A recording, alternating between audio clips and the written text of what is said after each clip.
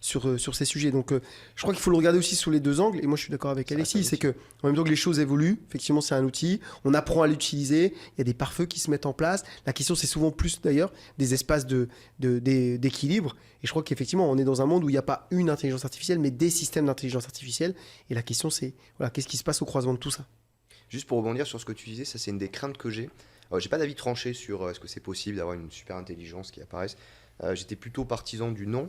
Mais vu ce qu'on voit depuis 2 ans quand même en termes de progrès, en termes d'avancée, je suis devenu un peu plus modeste on va dire et je me dis bon, attendons de voir comment ça évolue parce que c'est quand même, on reste surpris tous les jours de voir ce qui se passe.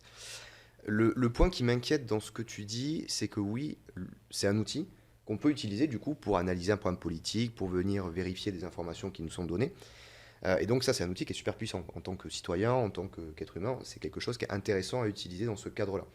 Le problème que je vois, c'est qu'on a quand même une histoire à l'humanité d'aller souvent vers la solution de facilité.